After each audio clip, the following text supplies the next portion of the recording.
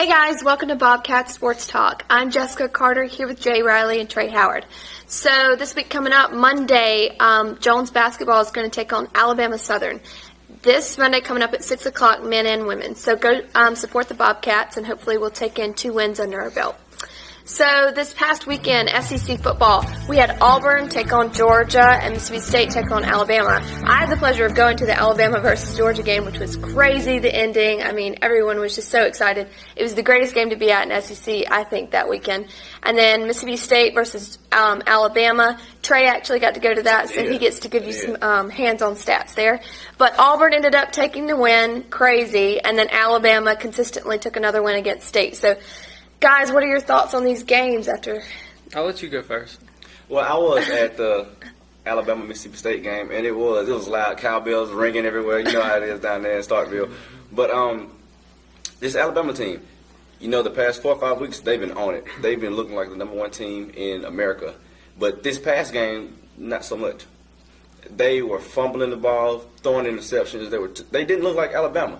And honestly, if Mississippi State's quarterback, Dak Prescott, they had Tyler Russell, but he's not as fleet of foot as Prescott is. Right. And they had to change the playbook a little bit for more passing, instead of the read option and everything. So if they had that going, they got in the red zone a couple of times and they should have scored. Honestly, I think the score should have been 24-20 because Mississippi State's defense came to play. I mean, they showed up and they stopped Alabama as best as they could. They're the number one team. All right, what can you expect? But Mississippi State played ball. And Alabama looked shaky. Now, I'm not saying they shouldn't be number one. They had a workmanlike win. But I'd be wary of this upcoming game against Auburn because Alabama, they did not look like the Alabama team we expected. My take on that is it was not the type of game that you expect from a number one contender. You don't expect that from a team like Alabama that has a history behind them and, everyone thinks that they're the number one team and all this, and they go out and they're playing Mississippi State. But I'm going to give Mississippi State some credit for their defense because they've got some big boys on their defense. And their front seven, they're pretty good now. I mean, they're not the best in the SEC, but they're not the worst by any means. So I'm going to say that they have a really good defense. So I give them credit where it's due, but like you said, Alabama was very shaky. They didn't show the personnel, didn't show up, and they didn't really play the type of game that we were expecting. We were looking for a 35-7 victory, or who knows, even a 42-3. Always had a strong defense. They just don't have the offense to complement. Right. And your boy, your Heisman man, A.J. McCarron, went 18 for 32, 187 yards, 2 touchdowns, and 2 picks. He did, but here's the thing, and this is where he's going to fall out of the Heisman. Even though they won, he's going to fall out of my Heisman top 5 for that. But the fact that he didn't throw another interception over what he threw in touchdowns, that makes a big difference. Because if he would have threw three interceptions and 2 touchdowns, then I would have kind of been like, okay, AJ, you're going to drop out of my top 10 because those interceptions late in the season, they hurt the Heisman candidate really bad. So I look at that and I say, okay, AJ may not be in the top, but hey, we still won the game 20-7, and Alabama still got an opportunity. But like you said, I think that whenever they play Auburn, that's going to be a good matchup. That's going to be a really good game because we're going to see what Auburn's made of, and we're going to see if Alabama's still the championship team they were in 09 and 11 and 12. Yeah, so some SEC games coming up to look forward to are Texas A&M versus LSU, Ole Miss versus Missouri, and Auburn takes on Alabama. I think those 3 games are going to be very crucial for the rankings. And so coming up, or actually college basketball, let's move on to that. Kansas beat Duke, Michigan State beat Kentucky. So let's do a little bit of a comparison. I'm going to take on Andrew Higgins from Kansas versus Gary Harris from Michigan State. I think those are 2 really good team leaders. And what are your thoughts on those 2 guys right now in college basketball? I haven't kept up with college basketball that much this season, but I know that Michigan State's team from last year was pretty great. They were well composed and they had a great team put together. But I have to say that Kansas, man, Andrew Wiggins, he's turning out to be who everybody's kept on saying he was going to be. And, I mean, staying true to form, true to character, Andrew Wiggins is going to be an all-star one day if he ever makes the NBA. If he doesn't have a season-ending injury or a career-ending injury like Greg Oden did, and then finally back in the NBA, I see him being the superstar of the NBA one day. This Michigan State team, they're the real deal. Gary Harris last year was a freshman. Everybody expecting him to leave and go to the NBA. He came back. So Coach Izzo has his whole team there and ready and poised to make a championship run. But Andrew Wiggins, I had to say, he didn't impress me, really. He had the quietest 22 points I've ever seen.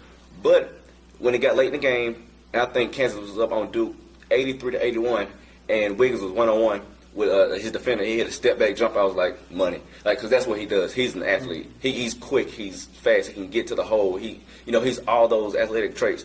But I think we're missing out on two other guys. Kentucky's Julius Randle, with those fabulous freshmen that they have down there in Kentucky. He was slow to start in the first half. I think he only had 4 points, and he had 3 or 4 turnovers in the first half. But in the second half, he came out, and he was a man-child. He ended up with 27 and 13, and that's a guy to watch out for down there in Lexington. But the overall star out of those 2 games, those 4 teams, Jabari Parker from Duke. This guy, he has it all. I don't know why he was ranked behind Andrew Wiggins. Wiggins, he is a top 10 talent, no doubt. Yeah. And he's going to go 1 or 2 in the NBA draft whenever he decides to come out. But Jabari Parker, 27 and 9 rebounds. I'm talking about 9. Mm-hmm. And his poise, he just controlled the moment. Like he wasn't afraid of anything. He just came in and he owned the building. And Jabari Parker, heads and shoulders better than Andrew Wiggins to me. But like you said, Wiggins, he will be an all-star. He just raw to me. Yeah, he just needs some time to get that talent together, I think. And I think that he may need an extra year playing in the NCAA. I definitely think so. Before he goes off and decides to, go to the NBA, before he decides to declare for the draft. I know that there's at least 5 teams right now in the NBA that could use Andrew Wiggins the way he is. Probably more than that. Yeah. So exactly. So I think that he'll one day he'll get it together. But like you said, Jabari Parker, I watched him. He was a number 2 on ESPN's list whenever he was drafted whenever he was signed by Duke. And I watched his signing day, and just watching some of the highlights from him from high school, this boy's pure money. That's a bad boy. He's good. He's the only one I think out of those 3 guys that should declare for the draft next year. I think Randall and Wiggins need an extra year, but all 3 of them amazing talents to me. Well, as a Duke fan, I hope he stays. 4 years, right? Yeah. So let's move on to NFL. We have a lot of highlights to talk about. First off, let's talk about the Broncos versus the Chiefs and the Saints versus the 49ers. 2 great games. What are your thoughts on that? Let's take the Broncos first. The Broncos, everybody said that, the Chiefs were going to hold the Broncos. And they did. I mean, they held Peyton Manning pretty well. Peyton only had 1 touchdown, no interceptions, and he threw for about 65% completion with 330 yards. It was a good day, but it wasn't a Peyton Manning day. It was, he looked like Alex Smith out there, really. Like, he did. He looked like Alex Smith against another defense. So I wasn't really impressed with the way that things went, but Peyton was clutch when it mattered. That was a big thing. Peyton was clutch when it came down to the game on the line, and it never really, I don't think, came down to the game on the line. It felt like it could be that way, but the whole entire game, it was like, since the first quarter, the Broncos were in control. From the first quarter, and when they went up 10-0, it was like, okay, you had the Chiefs playing comeback ball. They were just trying to come back. And Peyton Manning just kept on, throwing clutch passes. And even though he didn't rack up 4 or 5 touchdowns, he still did what it took to win the game, to seal it. And I was really impressed with Monte Ball. Monte Ball, he did have a fumble, and, I do blame him with that. But besides that, he ran pretty well. He had, I want to say, about 7 or 8 carries, and he had 2 touchdowns, and those were, just gimmies in the end zone with about 5 to 4 yards out. But he still looked like a lot better player than he had originally been whenever he started the season with Denver. So I was impressed with Denver. I think that the next game against the Chiefs is going to be the all-tell story. Like, it's going to be in Arrowhead Stadium. It's going to be the tell-all of the. It's going to tell you, okay, are the Chiefs for real, or is Denver the real team that we should be worried about? But right now, I've got Denver power ranked at number 1, and most Bleacher Report has them ranked at number 1, and a lot of different websites have them ranked at number 1 because of that win. Now, we don't know if that's, the end of it, or if, Denver's going to come out and lose their tail to the Chiefs, because Alex Smith is not a joke. He's a good quarterback, solid. This was the game of the week for the NFL, and it was a game. It was a really good game. And all throughout the game, like you said, the Broncos had control, but I had the feeling that this is the moment. I don't know when the moment was, but the Chiefs was going to make that comeback, and they just never could quite pull it off. But both teams played similarly, actually. Both of them had 24 first downs. The Broncos ran 3 more plays only than the Chiefs did. And like you said, Peyton Manning only had 323, I want to say, and he had a touchdown. Actually, Alex Smith, I think, he had 2 touchdowns, 21 for 45 with 2 touchdowns. Peyton Manning was, in this game, an above-average game manager, if I can call him that. But that's not a bad thing. He didn't go out there and try to do too much.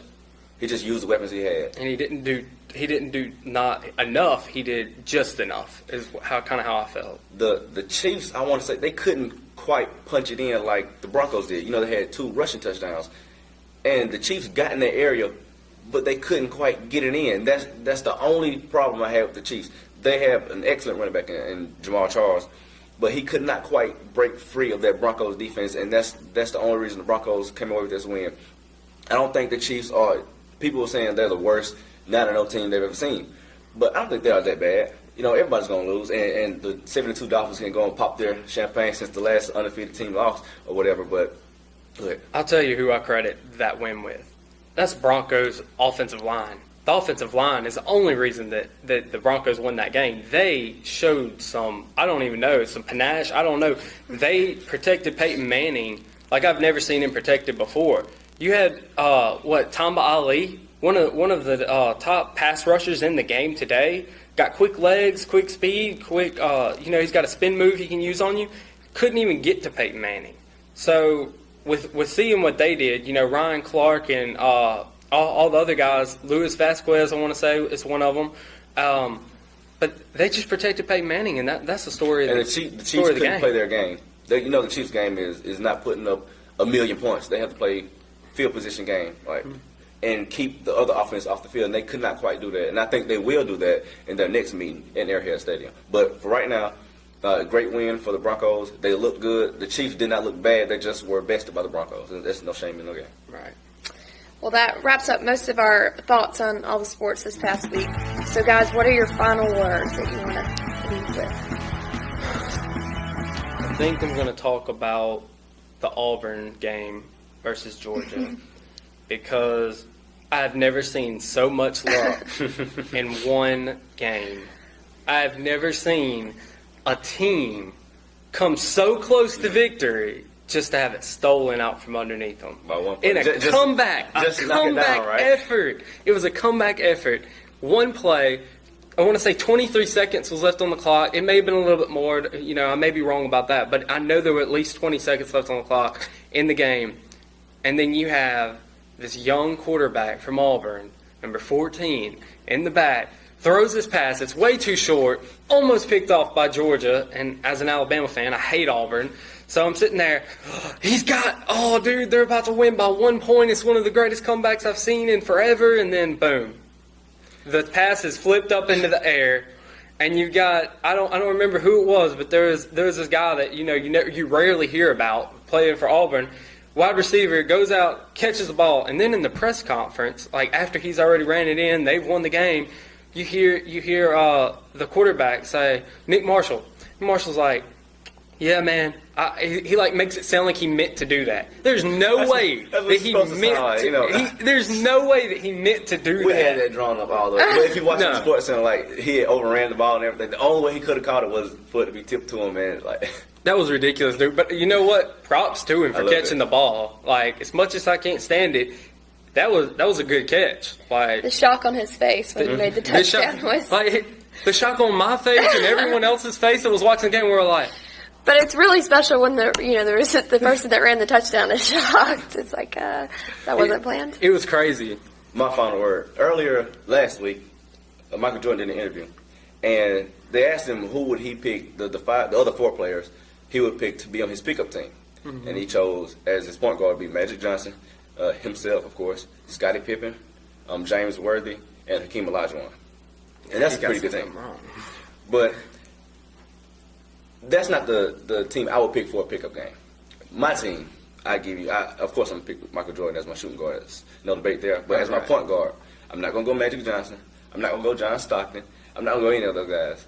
The guy I'm going to choose, Chris Paul. Gary Payton. Oh, Let me my tell you why. gosh. In his prime, Gary Payton was the glove. I don't need Gary Payton to score. I don't need him to assist. I need him to lock down your point guard. And once he does that, I have scoring. I have Michael Jordan as my shooting guard. He's going to score. As my three-man, my small forward, LeBron James. Because who is going to guard him? Is Scottie Pippen going to lock LeBron James down? I don't think so. Who he going to put on? Who is going to put on? Not Michael Johnson. Magic Johnson. Are you going to put Magic Johnson on LeBron James? No. He's versatile. He can play. He can defend any spot. I'll give you that. As my forward, I have Tim Duncan. He's arguably the greatest power forward that ever played the game. From 17 feet in, money. He has that bank shot and all that. And I don't think it's a debate. Stephen A. Smith picked Kevin McHale, but I think that's before my time, so I don't know. But what I've seen in Tim Duncan, that's the guy I got to go with. And my center position was kind of hard. I didn't know if I want to go with Kareem Abdul-Jabbar, if I wanted to go Shaq, or if I want to go Dikembe Mutombo. I don't know. But I think I'm going to stick with Kareem because he had the skyhook was the most unstoppable move in basketball. Like nobody could touch him. Yeah. So that's the five I'm going to go with. Gary Payton, Michael Jordan, LeBron James, Tim Duncan, and Kareem Abdul-Jabbar. Okay, well, I'll sum mine up real quick. I agree with you almost completely, but I'm going to take Magic. Okay, that's Magic's going to be my point guard. My shooting guard, quite obviously, is going to be the greatest of all time, the GOAT, Michael Jordan. You can't argue with him. And as much as I hate to say it, LeBron James, because he's undefendable. Everybody knows it. So I'll take him any day. And my power forward, I'm still going to go with Tim Duncan because he's got 4 rings, and he showed why he has 4 rings. He's still playing like a maniac, as old as he is, and it's just really impressive what he's done. And I'm going to agree with you. The only thing I'm going to change is my point guard because I think that Magic had what it took. I think that compared to Gary Payton now, Magic played really solid defense too.